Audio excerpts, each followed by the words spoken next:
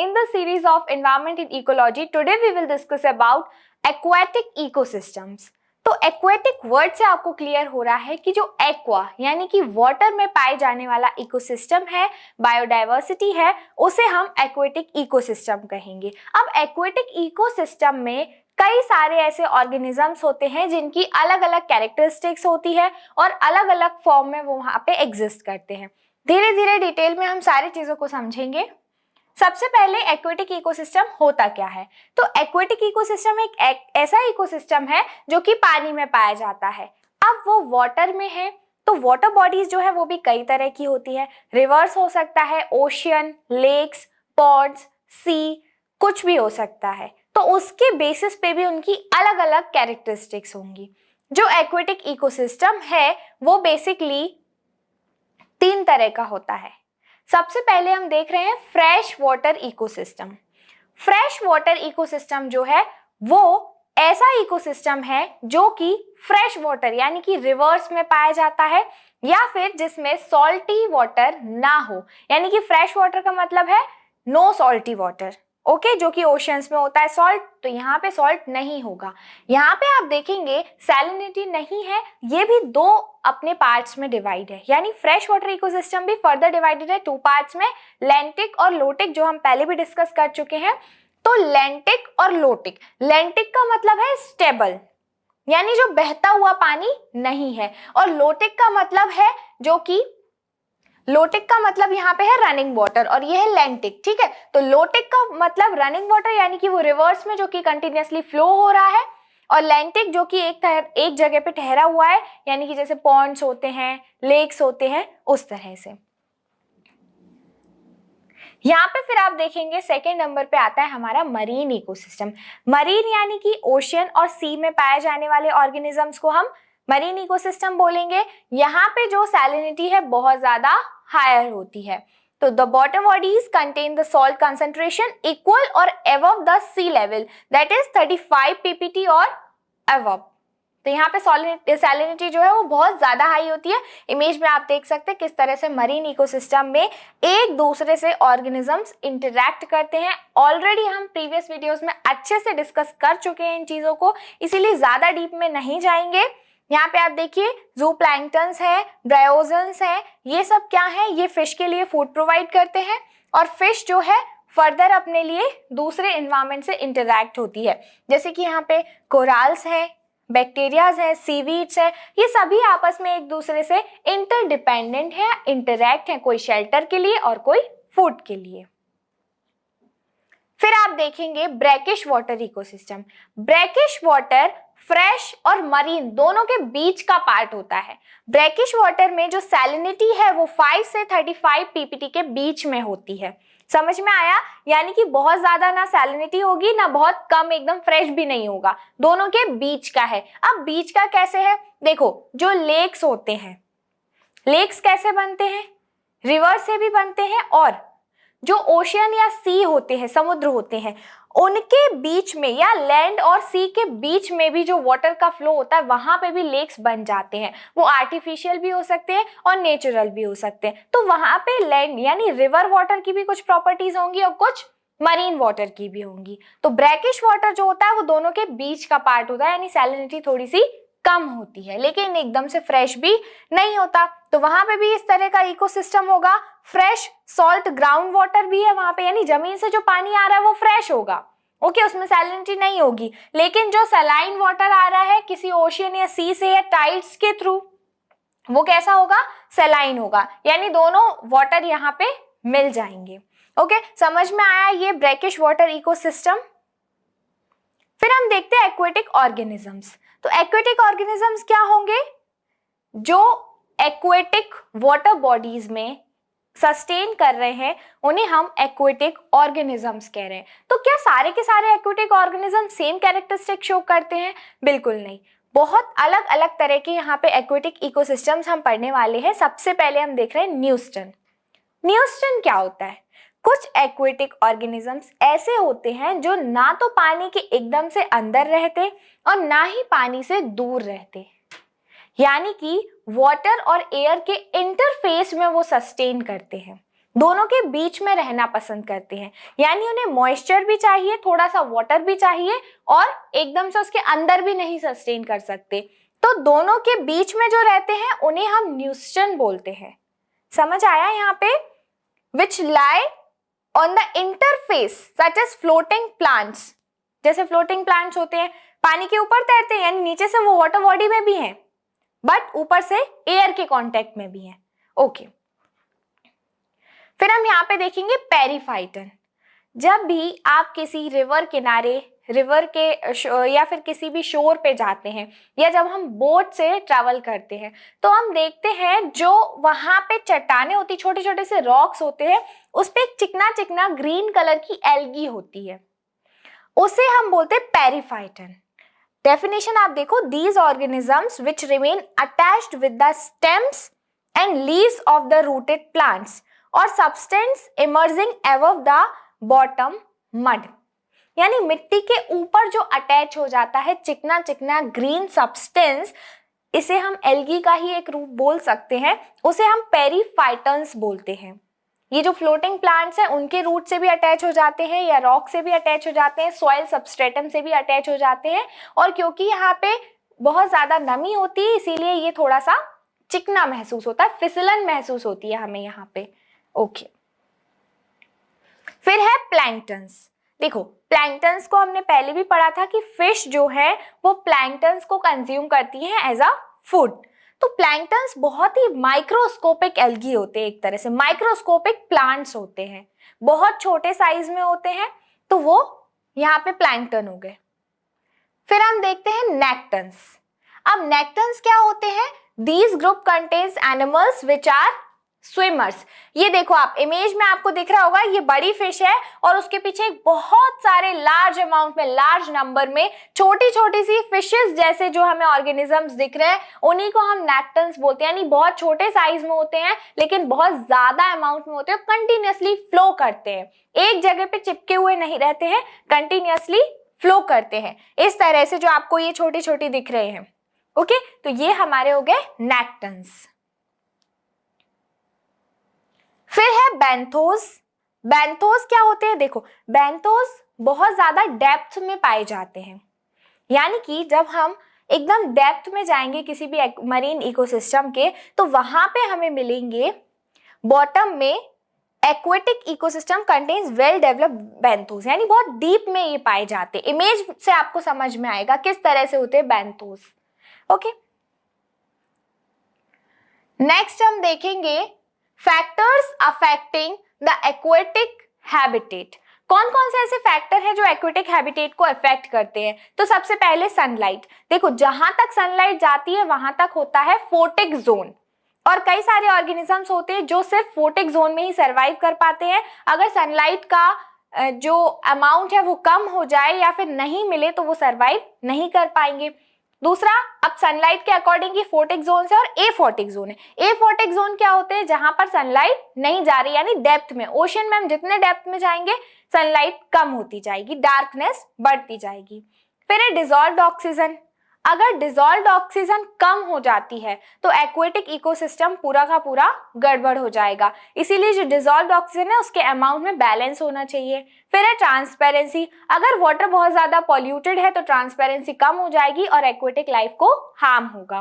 फिर टेम्परेचर। अब कुछ ऑर्गेनिजम्स ऐसे होते हैं जो लो टेम्परेचर में रह पाते हैं, कुछ ऐसे होते हैं थोड़े से हाई टेम्परेचर में रहते हैं, जैसे कि कोराल रीफ्स की जब हम बात करते हैं तो कोराल पॉलिप्स जो है वो ऐसे टेम्परेचर में रह पाते हैं जो कि बहुत ज्यादा गर्म भी ना हो, मॉडरेट हो, और बहुत ज्यादा ठंडा भी ना हो। ठीक है, तो वो कॉन्टिनेंटल शेल्फ पे रहते हैं, डीप ओशन में नहीं रह पाते क्योंकि वहां पे उनको सनलाइट भी कम मिलेगी और टेम्परेचर भी बहुत कम होता जाएगा। इस तरह से हम समझ सकते हैं कि ये जो फैक्टर्स है वो एक्वेटिक लाइफ को कैसे इफेक्ट करते हैं। ठीक, फिर है यहाँ पे हमारा विंटर किल। अब विंटर किल क्या होता है? इमेज को ध्यान से देख के ऑब्जर्व जब आप करेंगे तो आपको समझ आएगा कि अगर किसी भी वाटर बॉडी के ऊपर, अगर वो एक ऐसे क्लाइमेट में है जहां पे वाटर फ्रीज हो रहा है, फ्रोजन वाटर है, तो अगर किसी वाटर बॉडी के ऊपर की लेयर जो है, वाटर जो है वो आइस में कन्वर्ट हो जाए, एकदम से बंद हो जाए, तो वहां पे जो ऑक्सीजन है वो अंदर तक जा नहीं पाएगी, यानी उसमें डिसॉल्व्ड ऑक्सीजन कम हो जाएगा। ऐसे समय में जो अंदर रहने वाले ऑर्गेनिजम्स हैं, जो डेप्थ में ऑर्गेनिजम्स हैं, मरीन ऑर्गेनिज्म, उन तक ऑक्सीजन का सप्लाई नहीं होगा, एसेंशियल न्यूट्रिशन का सप्लाई नहीं होगा और वो वहां पे मर जाएंगे। तो उसे हम बोलते हैं विंटर किल, क्योंकि ये आइस जमने की वजह से हो रहा है, आइस की एक लेयर जम रही है उसकी वजह से हो रहा है। फिर हम देखते हैं लेक इकोलॉजी।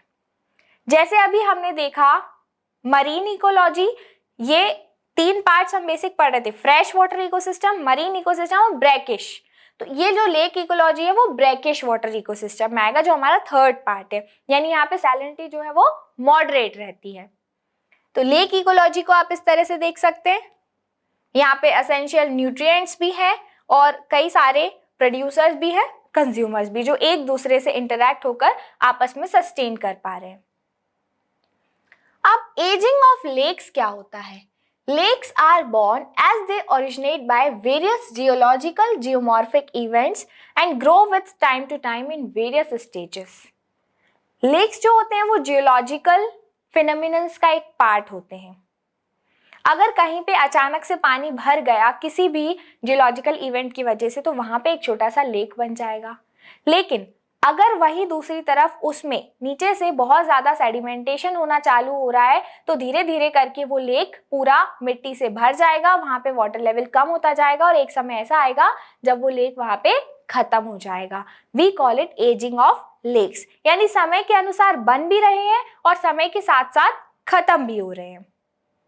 ठीक, अब जो लेक्स है मेजरली कहाँ पे मिलते हैं? नेचुरल लेक्स हम देखेंगे नॉर्थ इंडिया वाले पार्ट में पाए जाते हैं, जो हिमालय वाला पार्ट है, वहां पे बहुत सारी रिवर्स है, गंगा, ब्रह्मपुत्र, जो कि कई सारे सुंदर सुंदर लेक्स भी बनाती है। या फिर हम एरिड रीजन में देखेंगे, अगर एरिड रीजन में छोटे छोटे कहीं पे भी वाटर इकट्ठा हो जाता है, उसे हम ओएसिस भी बोलते हैं और लेक्स भी हो सकते हैं। फिर आप यहाँ पे एक फैक्ट देखिए, जो अमीनपुर लेक है वो पहला बायोडायवर्सिटी हेरिटेज साइट है इंडिया का, जो कि बायोडायवर्सिटी एक्ट 2002 के तहत बनाया गया था इन द सेंस उसे हेरिटेज साइट डिक्लेयर किया गया था। It is an ancient man-made lake in western part of Telangana. तो कहाँ पे है ये? तेलंगाना में है। नाम क्या है? अमीनपुर लेक, और पहला बायोडायवर्सिटी हेरिटेज साइट है इंडिया का, जो कि 2002 में डिक्लेयर किया गया। बहुत इंपॉर्टेंट फैक्ट है, याद रखना है आपको। फिर यहाँ पे देखिए आप लेक सुदर्शन, जो कि गुजरात में है। तो लेक सुदर्शन जो गुजरात में है वो ओल्डेस्ट मैन मेड लेक है, यानी आर्टिफिशियल नहीं है, पर ओल्डेस्ट मैन मेड लेक है। ये क्वेश्चन एग्जाम में आ चुका है, बहुत इंपॉर्टेंट है। Sudarshan lake oldest man made lake, और कहां पर है? गुजरात में। फिर हम नेक्स्ट समझेंगे यूट्रोफिकेशन। यूट्रोफिकेशन क्या होता है? जब भी हम मरीन इकोसिस्टम के बारे में पढ़ रहे हैं या एक्वेटिक इकोसिस्टम के बारे में पढ़ रहे हैं, तो अगर इकोसिस्टम वहां पे है, यानी कि वहां पे सारी की सारी एसेंशियल कमोडिटीज होनी चाहिए, यानी न्यूट्रिशन होना चाहिए, फूड प्रॉपर होना चाहिए, शेल्टर प्रॉपर होना चाहिए, क्लाइमेटिक कंडीशंस भी बैलेंस होना चाहिए। तो ये जो बैलेंस न्यूट्रिशन है, अगर किसी भी वाटर बॉडी में बैलेंस न्यूट्रिशन पाया जा रहा है, उसे हम बोलते हैं यूट्रोफिकेशन। लेकिन अगर यही न्यूट्रिएंट्स ओवर हो जाए तो क्या होगा? उसका नेगेटिव इंपैक्ट यहाँ पे पड़ने लगेगा। तो देखिए आप, eutrophia means adequate and healthy nutrition. Eutrophia का मतलब क्या होता है? एडिक्वेट यानी सफिशिएंट, और हेल्दी न्यूट्रिशन। ठीक, it is a syndrome of ecosystem response to addition of artificial or natural substances such as nitrates, phosphorus. Nitrates और phosphorus, इनकी एक डेफिनेट अमाउंट में जरूरत होती है यहाँ पे ऑर्गेनिजम्स को। फिर eutrophication is the enrichment of aquatic ecosystem by addition of nutrients. अब यूट्रोफिकेशन क्या हो रहा है? अगर हम न्यूट्रिशन का एडिशन कर रहे हैं तो उसे हम यूट्रोफिकेशन की प्रोसेस कहेंगे। देखो अब यहाँ पे प्रॉब्लम क्या है, क्यों हम यूट्रोफिकेशन को पढ़ रहे हैं? ठीक है, न्यूट्रिशन है, न्यूट्रिएंट्स हैं, और जो ऑर्गेनिजम्स हैं वो उन्हें कंज्यूम कर रहे हैं, खुश हैं अपनी दुनिया में, पर हम क्यों पढ़ रहे हैं? क्योंकि जब भी किसी चीज का नेगेटिव इम्पैक्ट पड़ने लगता है तो वो एक इम्पॉर्टेंट चीज हो जाती है, एक इम्पॉर्टेंट कंसर्न हो जाता है हमारे सामने। तो यहाँ पे आप देखेंगे कुछ ब्लू ग्रीन एल्गी ऐसी होती हैं जो कि थोड़े से अमाउंट में हो तो अच्छी होती है, लेकिन अगर उनका ओवरडोज हो जाए तो वही चीज बहुत हार्मफुल हो जाती है। ये आप लेक देखेंगे, यहाँ पे जो लेयर है ये ग्रीन ग्रीन आपको दिख रहा है, अगर ये लेयर वाटर को ऊपर से वाटर बॉडी को कवर कर लेगी, जैसे हम विंटर किल में देख रहे थे आइस की एक लेयर हो गई, उसी तरह से अगर ये एल्गी की एक लेयर हो जाती है ज्यादा ही क्वांटिटी में तो उसे हम बोलते हैं एल्गल ब्लूम्स या वाटर ब्लूम्स। क्या बोलते हैं? एल्गल ब्लूम्स या वाटर ब्लूम्स, यानी मोर देन इनफ क्वांटिटी में एल्गी यहाँ पे डिपॉजिट हो गई है। तो यहाँ पे क्या होगा, जो न्यूट्रिएंट्स हैं वो एक लिमिटेड क्वांटिटी में चाहिए थे लेकिन अब ये ज्यादा हो गए हैं, क्योंकि ये एल्गी क्या करेगी, बहुत ज्यादा नाइट्रोजन फॉस्फोरस को रिलीज करेगी, यानी न्यूट्रिएंट्स भी ओवर हो जाएंगे। जब ओवर हो जाएंगे तो यहाँ पे टॉक्सिक सब्सटेंस बनने लगेंगे, जैसे H2SO, अमोनिया, CH4 मीथेन, ये ओवरडोज की वजह से टॉक्सिक हो जाएंगे। फिर उसके बाद इन टॉक्सिक मटेरियल को कौन कंज्यूम कर रहा है? जो वहां पे रहने वाले लिविंग ऑर्गेनिजम्स जैसे कि फिशेस वगैरह हैं, तो उन पे हार्मफुल इफेक्ट पड़ेगा। दूसरी चीज, अब यहाँ से जो सन की लाइट आ रही है, क्योंकि एल्गल ब्लूम्स की एक लेयर बन गई है तो सन की लाइट प्रॉपर उस वाटर बॉडी में नहीं जा पाएगी, तो यहाँ पे एनर्जी लॉस हुआ। तीसरा, यहाँ पे हम देखेंगे जो ऑक्सीजन है जो कि एटमॉस्फेयर से वाटर में जाती है वो डिसॉल्व्ड ऑक्सीजन में कन्वर्ट हो जाती है, तो यहाँ पे ऑक्सीजन का फ्लो है, सप्लाई है, वो भी क्या हो जाएगा, कम हो जाएगा। तो टॉक्सिसिटी भी बढ़ी और ऑक्सीजन का सप्लाई भी ऑलमोस्ट खत्म हो गया। तो यहाँ रहने वाले जो मरीन ऑर्गेनिजम्स हैं वो धीरे धीरे करके डाई हो जाएंगे। इसी को हम बोलते हैं एल्गल ब्लूम्स या वाटर ब्लूम्स। बहुत इंपॉर्टेंट टॉपिक है। अगर हम इसको सीक्वेंस में देखें तो एग्रीकल्चर रन ऑफ जो होता है, अनट्रीटेड सीवेज होता है, उसकी वजह से ये प्रॉब्लम देखी जाती है। यानी कि जो एल्गल ब्लूम्स बढ़ते हैं वो क्यों बढ़ते हैं? द रीजन इज एग्रीकल्चरल और हाउस होल्ड वेस्ट जो वाटर बॉडी में जा रहा है अनट्रीटेड। फिर उसके बाद क्या होगा? Transportation to the aquatic ecosystem. ये एग्रीकल्चर वेस्ट निकला, कहाँ पहुंच गया? एक्वेटिक इकोसिस्टम में पहुंच गया। जैसे ही पहुंचा, न्यूट्रिएंट का एक्यूमुलेशन और एनरिचमेंट हो गया, यानी न्यूट्रिएंट्स का ओवरडोज हो गया। वो न्यूट्रिएंट्स क्या होंगे? Transportation to the aquatic ecosystem, nutrient accumulation and enrichment. हाँ, फिर ओवर ग्रोथ ऑफ एल्गी जिसकी वजह से एल्गल ब्लूम्स बन गए। रेस्ट्रिक्ट्स द सनलाइट, सनलाइट का पेनिट्रेशन खत्म हो जाएगा। Underground aquatic algae plants die. यहाँ पे क्या होगा? अंडरग्राउंड जब एक्वेटिक एल्गी बहुत ज्यादा स्प्रेड होने लगेगी तो जो अच्छे प्लांट्स थे वो धीरे धीरे मरने लगेंगे या खत्म होने लगेंगे। Bacterial decomposition consumes the available oxygen in the ecosystem. क्यों मरने लगेंगे? क्योंकि जो एल्गल ब्लूम्स है सारी की सारी ऑक्सीजन वैसे ही कम हो रही है, जो भी ऑक्सीजन है वही कंज्यूम कर लेंगे, तो दूसरे प्लांट्स को ऑक्सीजन नहीं मिल पाएगी और वो प्लांट्स भी वहां पे डाई हो जाएंगे।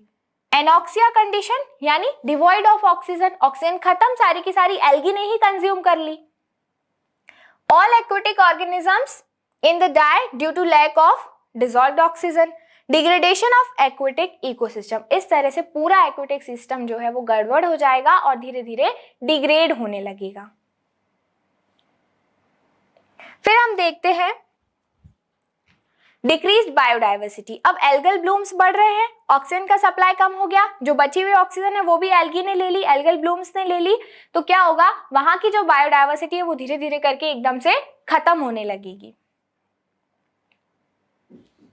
फिर है इन्वेसिव स्पीसीज। अब ऐसी कंडीशन में कई सारी टॉक्सिक स्पीसीज वहां पे आ जाएंगी। इन्वेसिव स्पीसीज हम जिन्हें कहते हैं, जो दूसरी अच्छी स्पीसीज को हार्म पहुंचाएंगी। फिर है टॉक्सिसिटी। अभी मैंने बताया कि जो भी ऑक्सीजन है वो किसने ले ली? एल्गी ने। और एल्गी ने क्या किया? बहुत ज्यादा न्यूट्रिएंट्स वहां पे छोड़े, और जो न्यूट्रिएंट्स किस में कन्वर्ट हो जाते हैं? टॉक्सिक केमिकल्स में। तो टॉक्सिसिटी वाटर में बढ़ जाएगी। अब मिटिगेशन मेजर्स क्या हैं? कैसे हम इस प्रॉब्लम से निजात पा सकते हैं? The interface between a flowing body of water and land created near the waterways, farms, roads etc. Sediments and nutrients are deposited in buffer zone instead of deposition in water. यानी जो भी चीजें हम वाटर में waste generate कर रहे हैं उसको धीरे धीरे कम करना. The successful method of minimizing the non-point pollution, they are nitrogen testing and modelling. यानी समय समय पर अगर हम नाइट्रोजन या फॉस्फोरस की टेस्टिंग करते रहेंगे तो हमें पता चल जाएगा एक फिक्स पॉइंट पे कि अब बहुत ज्यादा न्यूट्रिएंट्स यहाँ पे हो रहे हैं, यानी धीरे धीरे करके एल्गल ब्लूम्स की कंडीशन बनने वाली है. तो अगर हमें पहले ही पता चल जाता है तो हम उसे किसी तरह से रोक सकते हैं. तो ये भी याद रखना, नाइट्रोजन टेस्टिंग और मॉडलिंग किसको प्रिवेंट करने के लिए किया जाता है? एल्गल ब्लूम्स या वाटर ब्लूम्स को प्रिवेंट करने के लिए. ये हम पढ़ चुके हैं. जो एल्गल ब्लूम्स हैं वो ब्लू, ब्राउन, ग्रीन और रेड कलर की भी हो सकती है. अब रेड कलर की जो होती है उसे हम बोलते हैं रेड टाइड्स या मिसनोमर्स. जब यही एल्गल ब्लूम्स रेड कलर में पूरे वाटर पे स्प्रेड हो जाते हैं, एक लेयर बना लेते हैं, तो वाटर का कलर रेड समझ में आने लगता है और उसी को हम बोलते हैं रेड टाइड्स या मिसनोमर्स. कॉजेस क्या है, रीजन क्या है, कंसिक्वेंसेस क्या है, ये हम ऑलरेडी पिछले स्लाइड में देख चुके हैं. वही कंसिक्वेंसेस होंगे जो एल्गल ब्लूम्स के हो रहे हैं, बस इसका कलर रेड है इसीलिए हम इसे रेड टाइड्स या मिसनोमर्स बोलते हैं. ये क्वेश्चन भी एग्जाम में आ चुका है. Must focus on this topic. So आज के लेक्चर में बस इतना ही. Thank you so much friends. अगले लेक्चर में एक नए टॉपिक के साथ मिलेंगे. तब तक be in touch with us.